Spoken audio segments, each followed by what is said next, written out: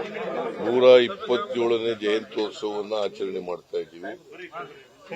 ಇವತ್ತು ಅವರ ಪ್ರತಿಮೆಗೆ ಸರ್ಕಾರದ ವತಿಯಿಂದ ಮಾಲಾರ್ಪಣೆ ಮಾಡಿ ಅವರನ್ನು ಸ್ಮರಣೆ ಮಾಡಿಕೊಳ್ತಕ್ಕಂಥ, ಅವರಿಗೆ ಗೌರವಿಸ್ತಕ್ಕಂಥ ಕೆಲಸವನ್ನು ಮಾಡ್ತಾ ಇದ್ದೀವಿ. ನಿಮಗೆಲ್ಲ ಗೊತ್ತಿದೆ, ಸುಭಾಷ್ ಚಂದ್ರ ಬೋಸ್ರವರು ಅಪ್ರತಿಮ ಸ್ವಾತಂತ್ರ್ಯ ಹೋರಾಟಗಾರರು. ಅವರು ಕಾಂಗ್ರೆಸ್ನ ಅಧ್ಯಕ್ಷರಾಗೂ ಕೂಡ ಇದ್ದರು. ಅವರು ಸ್ವಾತಂತ್ರ್ಯ ಹೋರಾಟದಲ್ಲಿ ಕಾಂಗ್ರೆಸ್ ಪಕ್ಷ ಭಾಗಿಯಾಗಲಿಕ್ಕೆ ಮತ್ತೆ ಅದರಲ್ಲಿ ಸಂಪೂರ್ಣ ತೊಡಗಿಸಿಕೊಂಡಿದ್ದಂತ ಸುಭಾಷ್ ಚಂದ್ರ ಬೋಸ್ರವರು ಗಾಂಧೀಜಿಯವರಿಗೆ ಮತ್ತು ಇವರಿಗೆ ಸ್ವಲ್ಪ ಭಿನ್ನಾಭಿಪ್ರಾಯಗಳು ಬಂತು. ಸ್ವಾತಂತ್ರ್ಯ ಹೋರಾಟದ ಬಗ್ಗೆ ಗಾಂಧೀಜಿಯವರಿಗೆ ಮತ್ತೆ ಸುಭಾಷ್ ಚಂದ್ರ ಬೋಸ್ರವರಿಗೆ ಸ್ವಲ್ಪ ಹೋರಾಟದ ಹಾದಿ, ಯಾವ ತರದ ಹಾದಿ ಇರಬೇಕು ಅಂತಕ್ಕಂಥದ್ರ ಬಗ್ಗೆ ಇವರು ಮಹಾತ್ಮ ಗಾಂಧೀಜಿಯವರು ಶಾಂತಿ ಅಹಿಂಸೆ ಮೂಲಕ ನಾವು ಸ್ವಾತಂತ್ರ್ಯವನ್ನು ಗಳಿಸ್ಕೋಬೇಕು, ಚಳವಳಿಗಳ ಮೂಲಕ ಶಾಂತಿಯುತವಾಗಿ ಚಳವಳಿ ಮಾಡೋದ್ರ ಮೂಲಕ ಗಳಿಸ್ಕೋಬೇಕು ಅಂತಕ್ಕಂಥದ್ದು. ಇವರು ಅದಕ್ಕೆ ತದ್ವಿರುದ್ಧವಾಗಿರುವಂತಹ ನಿಲುವನ್ನ ಸುಭಾಷ್ ಚಂದ್ರ ಬೋಸ್ರವರು ಮಾಡ್ಕೊಂಡಿದ್ರು. ಹಾಗಾಗಿ ಅವರಿಗೆ ಈ ವಿಚಾರದಲ್ಲಿ ಭಿನ್ನಾಭಿಪ್ರಾಯ ಇತ್ತು. ಬೇರೆ ವಿಚಾರಗಳಲ್ಲಿ ಗಾಂಧೀಜಿಯವರ ಬಗ್ಗೆ ಅಪಾರವಾದಂತಹ ಗೌರವ,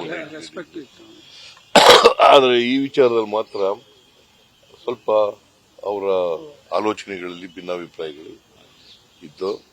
ಹಾಗಾಗಿ ಅವರು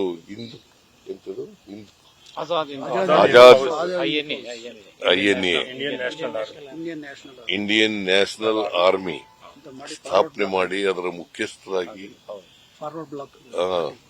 ಫಾರ್ವರ್ಡ್ ಬ್ಲಾಕ್ ಅಂತ ಇದು ಮಾಡಿದ್ರು. ಸೊ ಹಾಗಾಗಿ ಅವರು ವಿಮಾನ ದುರಂತದಲ್ಲಿ ಸಾವಿಗೀಡಾದರು ಅಂತೇಳಿ ನಾವೆಲ್ಲರೂ ಕೂಡ ತಿಳ್ಕೊಂಡಿರ್ತಕ್ಕಂಥದ್ದು.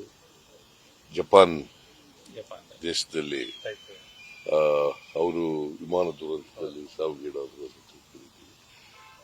ಬಟ್ ಅಪ್ರತಿಮ ಸ್ವಾತಂತ್ರ್ಯ ಪ್ರೇಮಿ, ದೇಶ ಪ್ರೇಮಿ. ಅವರು ನಮಗೆಲ್ಲ ಆದರ್ಶ. ಅವರ ಆದರ್ಶಗಳಿದ್ದಾವಲ್ಲ, ಅವರ ತತ್ವಾದರ್ಶಗಳು, ಅವು ನಾವೆಲ್ಲರೂ ಕೂಡ ಅನುಸರಿಸಬೇಕಾದಂಥದ್ದು. ಸೊ ಅದೇ ಅವರಿಗೆ ಸಲ್ಲಿಸ್ತಕ್ಕಂಥ ಗೌರವ ಅಂತಕ್ಕಂಥ ಮಾತುಗಳನ್ನ ಈ ಸಂದರ್ಭದಲ್ಲಿ ಹೇಳಲಿಕ್ಕೆ ಬಯಸ್ತಾ ಇದ್ದೇನೆ. ಅವರನ್ನ ಇವತ್ತು ಸ್ಮರಿಸಿಕೊಂಡು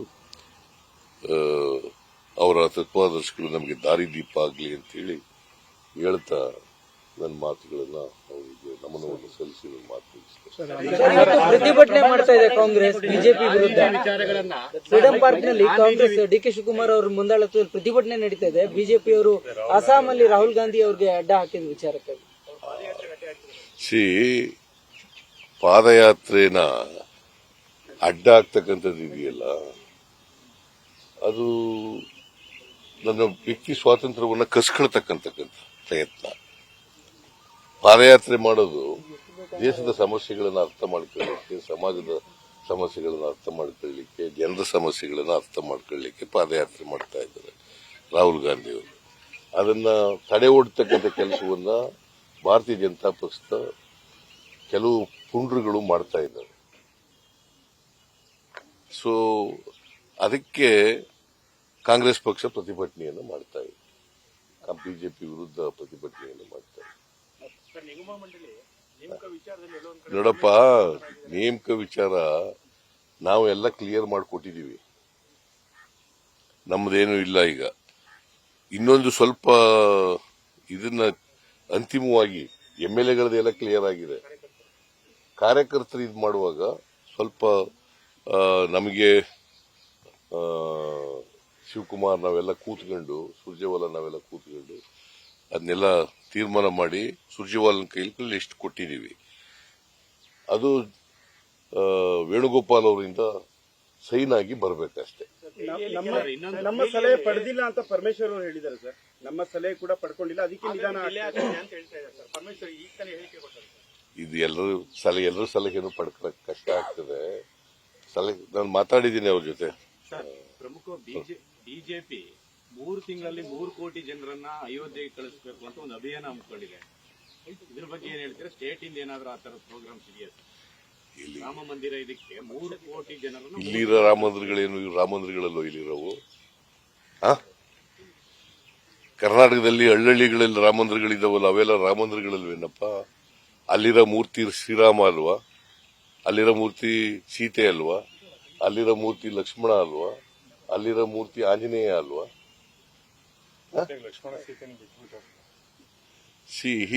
ಬಿಜೆಪಿಯವರು ರಾಜಕೀಯ ಮಾಡ್ಲಿಕ್ಕೆ ಹೊರಟಿದ್ದಾರೆ. ನಾವು ವಿರೋಧ ಮಾಡದೆ ಅವ್ರ ರಾಜಕೀಯನ ನಾವು ಗೌರವಿಸೋದು,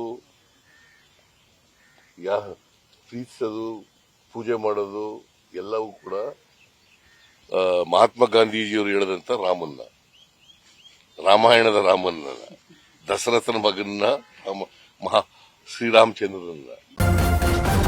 ನ್ಯೂಸ್ ಫಸ್ಟ್ ನಿರ್ಭೀತಿಯಿಂದ ನಿಮ್ಮ ಪರವಾಗಿ.